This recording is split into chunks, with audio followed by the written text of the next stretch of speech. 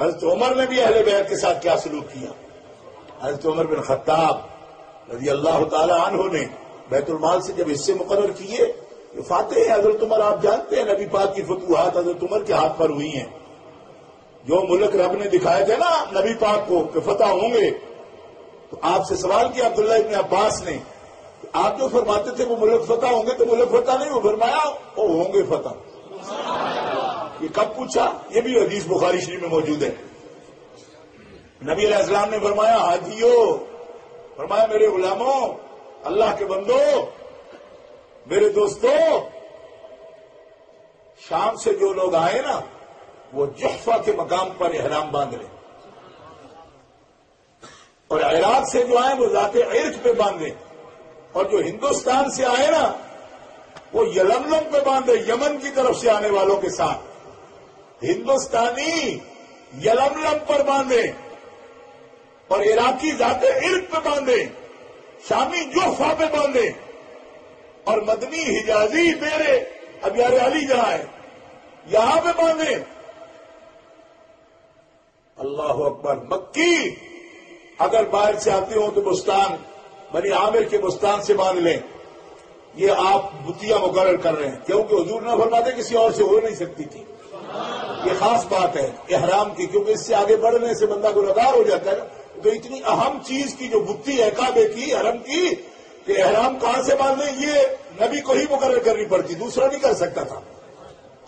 یہ فقہا کا اختلاف اگر ہو جاتا ہے، ایک کہتا ہے اس سے باندھو، دوسرا کہتا ہے اس سے باندھو، یہ اسی کو کرنا تھا جس کو وہی اترتی ہے. حرم دیا بتیاں، سمجھ آ رہا ہے نا؟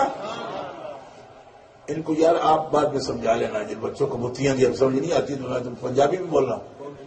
نہیں، باؤنڈری کے وہ نشان، صرف باؤنڈری پوری تو بنائی نہیں نا، مطلب وہ نشان، ایک پلر پوائنٹ خاص طور پر اس کو فکس کیا کہ اس سے آگے نہیں. اب بڑھتی ہو اس سے آگے احرام کے بغیر تو بڑے دم پڑتی ہے نا، اس میں جرمانہ ہوتا ہے، پینلٹی ہوتی ہے.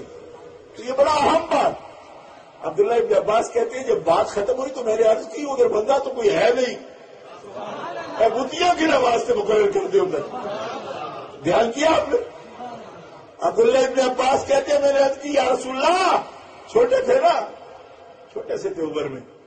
ابھی کوئی نبیل صاحب کہہ رہے تھے کہ وہ بھی وہاں موجود تھے نماز میں تو وہ پڑھاتے، وہ ویسے بھی پڑھانے والے نہیں تھے، ابھی چھوٹے تھے. ہاں، لیکن بات آپ کی غلط نہیں، نماز میں آتے تھے وہ، کیونکہ سن تمیز کو پہنچے ہوئے تھے، مگر اتنے بڑے نہیں تھے. آج جماعت والے اپوزیشن میں ہوتے.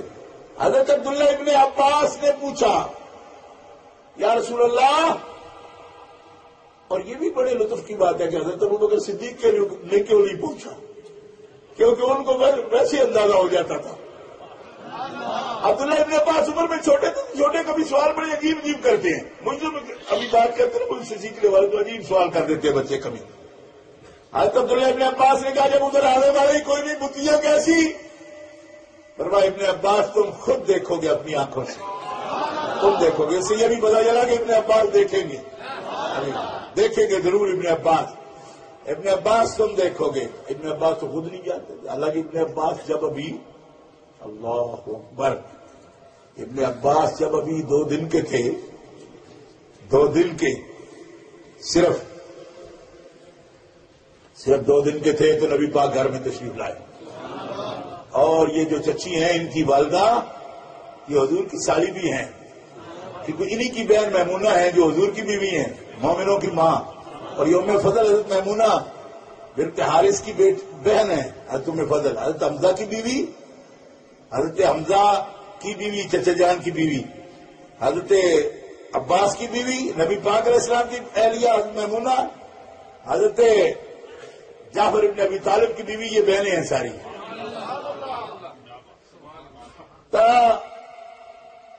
کہا چچی کیا پیدا ہوا؟ کہا بچہ. فرمایا میں تمہیں بتانے آیا ہوں اس کو میرا بچہ نہ سمجھنا. کیوں؟ فرمایا یہ بادشاہوں کا باپ ہوگا. یہ تو 2 دن کے تھے تو رسول اللہ فرما رہے ہیں. یہ وہی چچی ہے جنہوں نے کہا تھا کہ آپ کے جسم کا ٹکڑا میری گود میں آ گیا ہے. تو خطرناک خواب ہے؟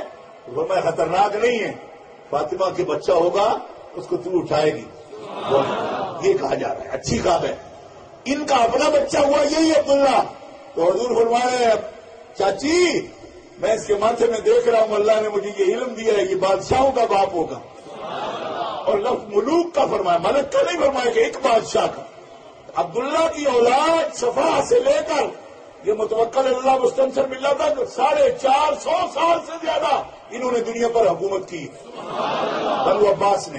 اور نبی پاک کب بتا رہے ہیں جب ان کا باپ ابھی 2 دن کا تھا.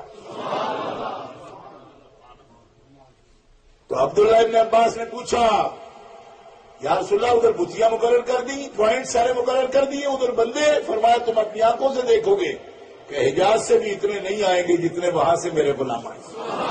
دور دراز کوئی سواریوں پر ہیں, کوئی پیدل ہیں, اور محمد رسول اللہ کی آنکھیں ان کو آتا دیکھ رہی ہیں. گرامی قدر حضرات, حضرت عمر رضی اللہ تعالیٰ عنہ کی فتوحات اسلام کی فتوحات ہیں. یہی وہ ممالک ہیں سارے, عراق بھی اور ایران بھی. آدھا عراق تو اس وقت کہلاتا ہی ایران تھا. آپ کو پتا ہے مدائن بھی عراق کے اندر تھا جہاں یہ حضرت سعد بن ابی وقاص نے جنگ کی ہے قادسیہ کی. یہ قادسیہ بھی تو عراق کے اندر ہے. اب کا جو عراق ہے قادسیہ اس کے اندر ہے. مدائن جو کسرا کے گرے تھے سرکار کی ولادت کے وقت وہ بھی عراق کے اندر ہے. ہم ایران کہتے ہیں نا, ایران کے کنگرے بادشاہ کے. اس وقت بھی وہ جغرافیہ اگر آپ دیکھو تو میں تو جا کے حاضر ہو کے میں نے دیکھا ہے وہ قادسیہ جو ہے وہ ہے ہی عراق کے اندر, لیکن اس وقت وہ ایران کا مرکز تھا. دریائے دجلہ کے کنارے قادسیہ کا وہ میدان ہے جہاں حضرت سعد بن ابی وقاص نے رستم سے لڑائی کی تھی, ایرانی جرنیل سے. اور صحابی رسول نے صرف اپنی تلوار کی نوک سے, صرف تلوار کی نوک سے ہاتھی کو الٹ کر رکھ دیا. حضرت سعد بن ابی وقاص نے, رستم پتہ ہے 1000 آدمی کی تنخواہ لیتا تھا, سعد بن ابی وقاص نے اکیلے, اور اس حال میں کہ ان کی کمر پر پھوڑا تھا اس وقت, اس حال میں فرماتے مجھے درد ہوتی تھی, تکلیف, میں نے رسول اللہ کو پکارا مدد کے لیے. مجھے ایسا معلوم ہوا کہ اللہ کے حبیب نے اوپر ہاتھ پھیر دیا ہے. اسی تصور کے ساتھ, اور اتنی مقبولیت والے لشکر تھے ان کے.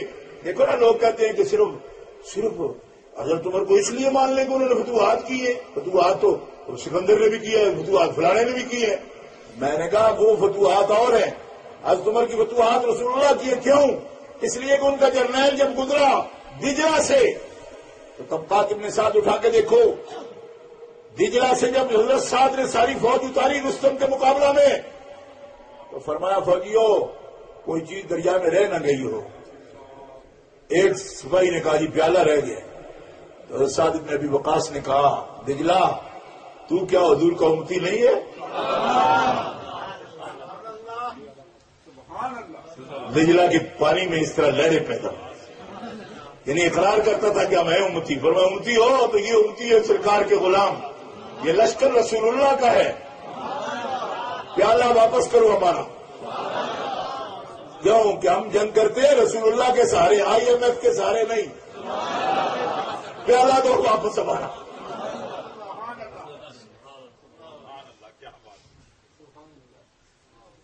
کوئی نہیں سمجھ آئی آپ. فتوحات اسی وقت ہوتی رہی, اسی وقت بھنور دریا میں ایسا بھنور پیدا ہوا, پیالہ اٹھا کر باہر پھینک دی. دلیل یہ ہوتی ہے کہ جس کے ساتھ تائید ربانی ہو وہ غاصب جرنیل نہیں ہوتا, جس کے ساتھ تائید ربانی ہوتی ہے. یہ نشانی ہے کہ ان کی فتوحات اللہ اور اللہ کے رسول کی مرضی کی فتوحات ہے. اس کو کسی اور سے ملانا کہ جی فلانا بھی الیگزینڈر نے بھی کیا, فلانے نے بھی کیا. میں نے کہا الیگزینڈر سے ملانے کی نہیں, یہ رسول اللہ سے ملانے کی بات ہے, کیونکہ یہ ان کی فتوحات ہے.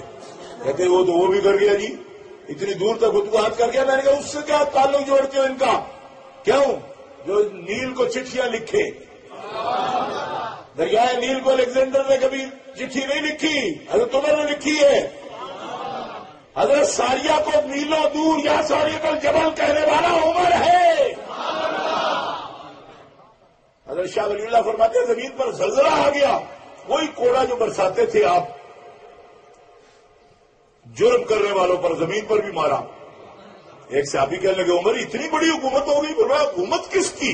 ہم تو نائب ہے رسول اللہ کے، حکومت تو اللہ اور اس کے رسول کی۔ میں زمین سے یہ بات کرنا چاہتا ہوں کہ اگر عمر اس زمین پر ظلم کر رہا ہے تو یہ زمین پھٹ جائے اور اکیلا مجھے کھا لے، اور اگر میں عدل کرتا ہوں تو جیسے میں لوگوں کو یہاں حرکت نہیں کرنے دیتا تمہیں بھی نہیں کرنے دوں۔